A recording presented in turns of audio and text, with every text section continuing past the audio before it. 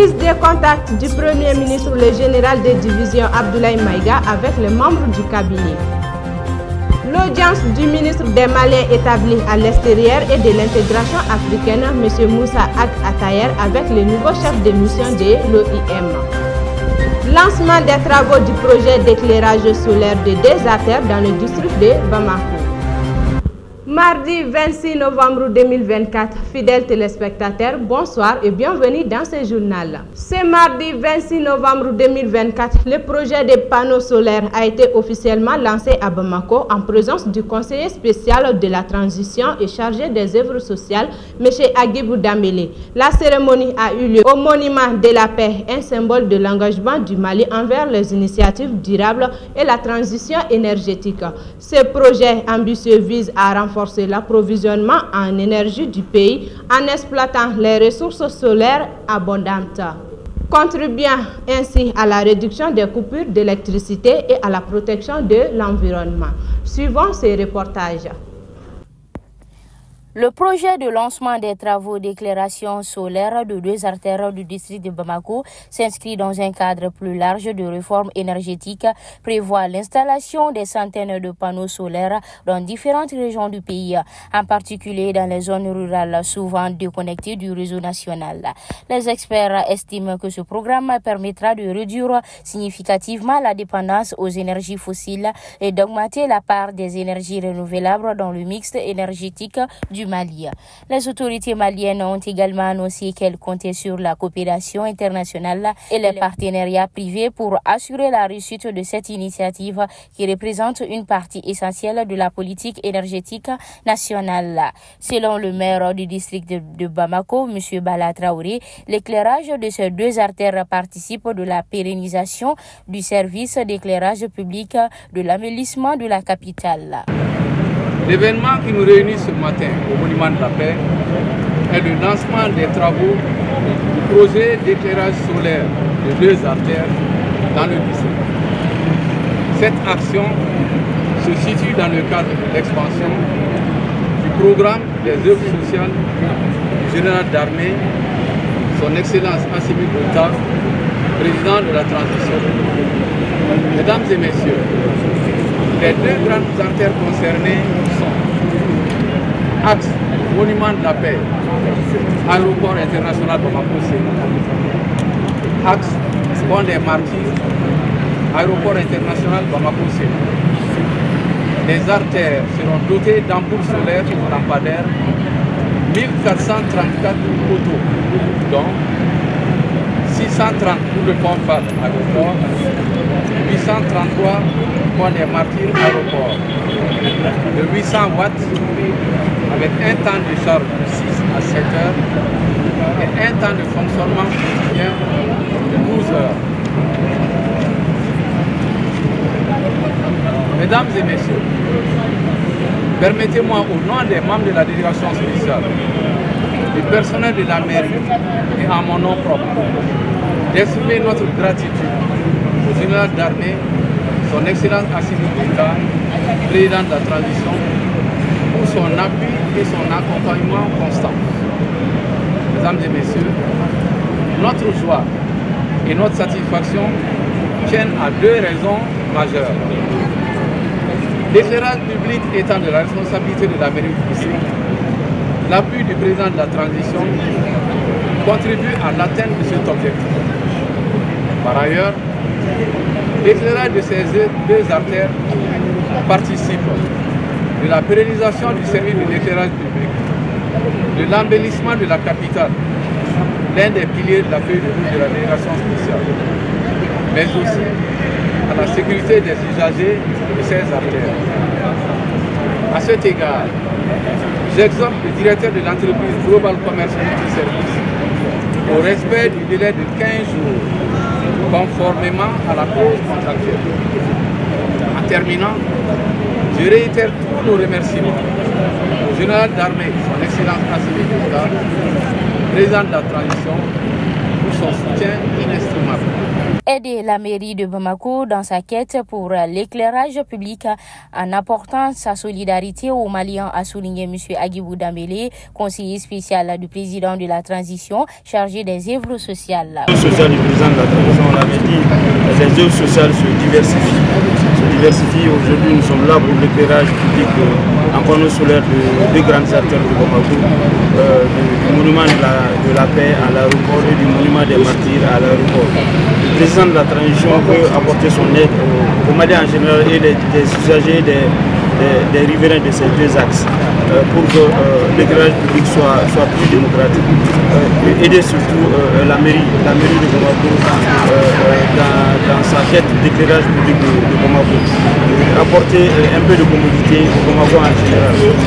Aider aussi EDM parce qu'il n'y a pas longtemps on a remis 25 groupes à EDM, toujours dans le cadre des œuvres sociales. Aujourd'hui nous sommes là pour remettre ces panneaux solaires pour le lancement de l'installation de ces panneaux solaires, de ces lampadaires solaires. Tout ça, le président de la transition veut apporter sa solidarité aux Maliens en général. Les œuvres sociales vont continuer, on l'a dit, les œuvres sociales vont continuer. Et on sait que le problème d'électricité et d'obscurité est un problème à Bamako aujourd'hui. Quand le président de la transition apporte son aide, c'est plus pour que certains les limites. Et on a dit partout où on passe, on a dit la solidarité ne doit pas se limiter aux œuvres sociales et que d'autres personnes qui ont d'autres moyens puissent limiter le président de la transition afin que les Maliens aient leur.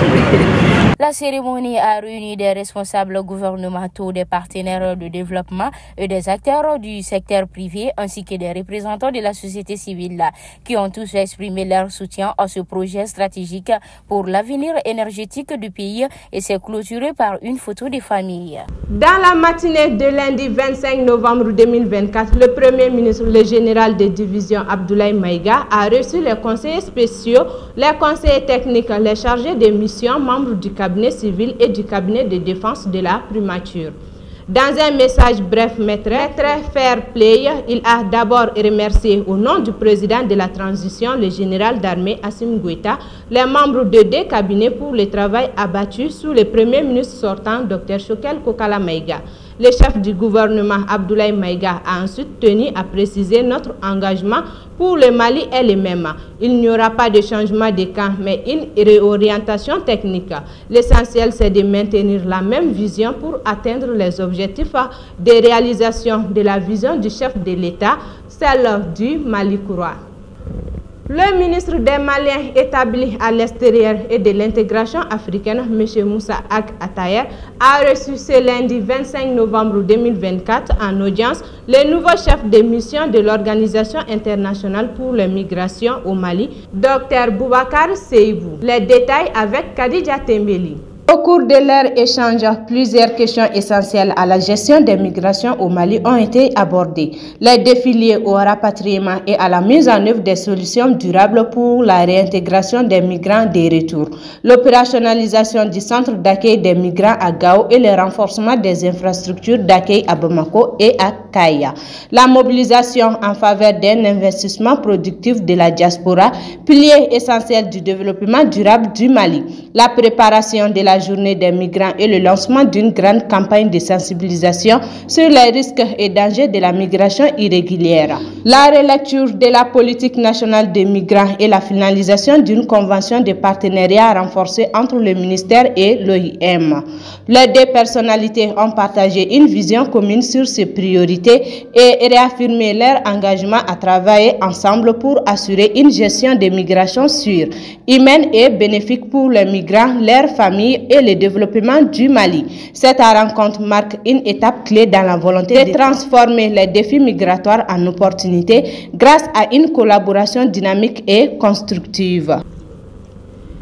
Création des réseaux parlementaires. Conformément à l'article 98 du règlement intérieur du Conseil national de transition, l'organe législatif a acté à travers l'adoption d'une résolution en sa session plénière du jeudi 14 novembre 2024 la création du réseau des parlementaires maliens pour la lutte contre le terrorisme et l'extrémisme violent au Sahel par acclamation. Ces réseaux parlementaires est un outil diplomatique pour la promotion et le développement du Sahel en général et la Confédération de l'AES en particulier à travers la sensibilisation et la mobilisation de tous les acteurs pour la paix et la stabilité du Sahel. L'honorable Alioune Gueye, président du réseau des parlementaires maliens de la lutte contre l'extrémisme violent et le terrorisme, adresse ses remerciements à tous les honorables membres du CNT, au premier rang desquels l'honorable le président Maliki Diaw, général de corps d'armée et l'ensemble du personnel de l'administration parlementaire, spécifiquement au service des relations internationales du CNT. Cérémonie solennelle de passation du service du ministère de l'Entrepreneuriat national, de l'Emploi et de la formation professionnelle. La présente cérémonie entre les ministres de l'Entrepreneuriat national, de l'Emploi et de la formation professionnelle, sortant Mme Bagayogo Aminata Traoré et entrant Mme Oumou Sall Sek, s'est déroulée ce lundi 25 novembre 2024 en présence du personnel du département. Au cours de la cérémonie, le ministre sortant a exprimé sa gratitude à l'ensemble du personnel du département qui n'a mélangé ses efforts durant son magistère et félicité également le ministre entrant pour sa nomination. Elle lui a souhaité plein succès dans les nouvelles responsabilités que les plus hautes autorités lui ont confiées. En retour, le ministre entrant a exprimé ses sincères remerciements au général d'armée Assimi Goïta, président de la transition, chef de l'État, et au général de division Abdoulaye Maïga, premier ministre et chef du gouvernement, pour la confiance placée en elle. Madame Diarra Djeneba Sanogo s'installe conformément au décret présidentiel numéro 2024-0658 PTRM du 21 novembre 2024 portant nomination des membres du gouvernement du Mali. Une cérémonie de passation de service s'est déroulée ce lundi 25 novembre 2024 au ministère de la Promotion de la Femme, de l'Enfant et de la Famille. Le point avec Fatou Ndiaye. Par décret présidentiel en date du 21 novembre 2024, le président de la transition, chef de l'État, son Excellence le général d'armée Assimi Goïta, a nommé Mme Diarra Djeneba Sanogo à la tête du ministère de la Promotion de la Femme, de l'Enfant et de la Famille, en remplacement de Dr Coulibaly Mariam Maïga, qui a dirigé ce ministère depuis juillet 2023. Comme la tradition l'exige, une cérémonie de passation de charge entre les deux personnalités s'est déroulée ce lundi 25 novembre 2024 au cabinet de ce département ministériel. La dite cérémonie, qui a eu en présence du secrétaire général et du chef du cabinet, était empreinte de sobriété et d'émotion. Mme Coulibaly Mariam Maïga, après avoir chaleureusement félicité son désormais successeur, a exprimé l'honneur qu'elle a eu à servir la patrie à un niveau de responsabilité aussi élevé. La ministre Dr Coulibaly Mariam Maïga, à son tour, rendu grâce à Dieu pour le temps passé à la tête de ce ministère et a exprimé sa gratitude au président de la transition pour la confiance placée en elle. Elle a remercié ses collaborateurs pour leur dévouement au travail et pour la franche collaboration et félicité aussi son successeur, Mme Diarra Djeneba Sanogo, pour sa nomination. Mme Coulibaly Mariam Maïga a ensuite invité ses collaborateurs à accompagner son successeur dans l'accomplissement de ses missions pour le bien des femmes, enfants et familles du pays. Le ministre rentrant, Mme Diarra Djeneba Sanogo, quant à elle, félicité sa prédécesseuse pour les résultats engagés depuis sa nomination et dit mesurer l'ampleur de la tâche qui l'attend, qui ne saurait réussir sans une équipe dévouée. Consciente des nouveaux enjeux du département, Mme Diarra Djeneba Sanogo a reconnu que malgré les efforts et les résultats obtenus, de nombreux défis restent encore à relever. En félicitant la ministre sortante, la nouvelle ministre de la Promotion de la Femme, de l'Enfant et de la Famille a souhaité poursuivre l'œuvre de sa prédécesseuse pour répondre surtout aux attentes du président de la transition et des citoyens. Le ministre de l'Industrie et du Commerce, M. Moussa Alassane Diallo, a effectué ce lundi 25 novembre 2024 une visite de suivi et des mesures d'impact de la décision d'arrêt d'importation de certains produits alimentaires tels que la farine de bleu et les pâtes alimentaires, prise il y a plus d'une année. Les points avec Yasmine Adjando. La première étape de cette mission de suivi l'a menée à l'usine Sonalim, sise à la nouvelle zone industrielle de Diala-Korobougou. Accompagnée d'une forte délégation composée de membres du cabinet, le directeur général du commerce, de la consommation et de la concurrence, ainsi que du directeur national de l'industrie en présence des autorités locales de la commune de Baguineda. Après un tour de l'usine fièrement guidé par le président du conseil d'administration, place à la réunion avec la direction de Sonalim. Ahmad Daou Silla, président du conseil d'administration de Sonalim, y a souligné l'impact crucial de cette mesure. L'on retient que l'usine était à peine à 10% de sa capacité et au bord de la fermeture. Par ailleurs, la mesure de suspension des importations de la farine de blé et des pâtes alimentaires a permis à l'entreprise d'augmenter sa capacité pratique de production. De 15% de sa capacité théorique, elle a atteint aujourd'hui 45%, soit une production annuelle de 3 000 tonnes à 9 000 tonnes de pâtes alimentaires. Monsieur Silla, le PCA, a rassuré son hôte sur le fait qu'il n'y a aucune rupture d'approvisionnement, aucun dépassement de prix et la qualité des produits a été maintenue. C'est au ministre Diallo de prendre la parole en jetant un regard rétrospectif sur l'historique de la décision à expliquer les motivations derrière l'arrêté d'interdiction. Nous avons constaté que sans aucune action rapide, des unités industrielles comme Sonalim étaient vouées à disparaître, entraînant des pertes massives d'emplois. J'ai pris la décision en quittant ici le 20 juillet 2023, convaincu de l'urgence. Aujourd'hui, les résultats parlent d'eux-mêmes. Il a également évoqué l'opportunité de la naissance de la Confédération de l'AES, qui devient ainsi un marché intégrateur et une aubaine pour les promoteurs industriels de l'AES. Grâce à cette politique proactive, Sonalim et d'autres industries ont non seulement repris leur souffle, mais se projettent vers un avenir prometteur. Avec une montée en puissance de la production, des prix stables et une qualité constante, le secteur agro-industriel malien se positionne désormais comme un acteur clé dans la sous-région. Cette deuxième visite du ministre Moussa Alassane Diallo à l'usine Sonalim illustre une politique résolue en faveur du développement endogène, gage de prospérité pour l'ensemble du pays. Suivons les actualités régionales avec Fatou Diaya. Réouverture d'une école d'Assongo fermée depuis 2012. L'école de Talatay fermée depuis 2012 suite aux événements de l'insécurité vient d'être réouverte ce vendredi 22 novembre 2024. Cette école délocalisée à Assongo a commencé les cours avec 2 classes initiales, première et deuxième année. Le directeur de l'école demande aux parents des enfants de Talatay de s'impliquer davantage pour la réussite de cette initiative scolaire. 40 élèves de la première année à la 9e année, dont 40 enfants en situation difficile, ont reçu ce dimanche 24 novembre 2024 des kits scolaires. Ces fournitures composées des sacs, des colliers, des cahiers, bics et matériel de géométrie ont été offerts par l'association des anciens élèves du groupe scolaire Ismaïla Diawara, CSID, de la promotion 1998.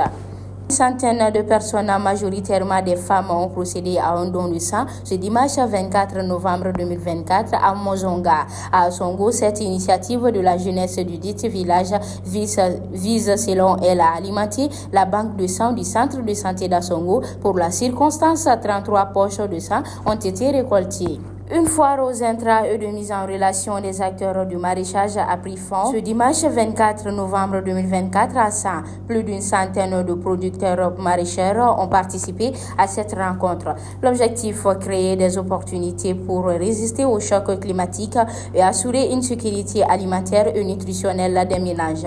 Cette foire de 3 jours a été organisée par le consortium du programme Pro-Aride et financé par le ministère néerlandais des Affaires étrangères et la coopération danoise.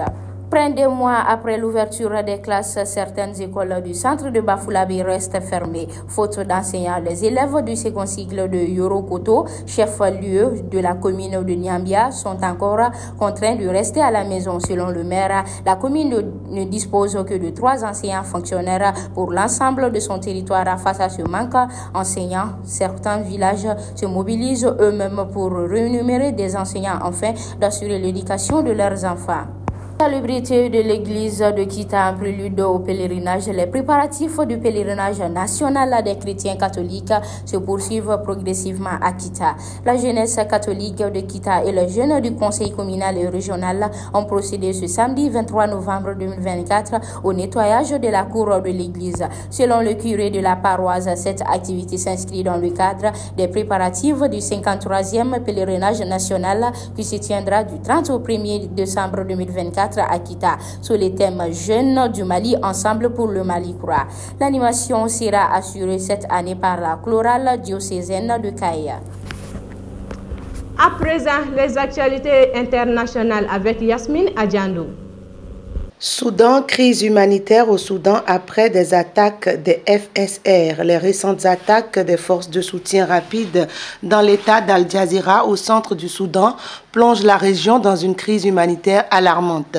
Près de 500 villages ont été évacués, forçant des dizaines de milliers de personnes à fuir pour échapper aux violences extrêmes, y compris des tortures et des viols.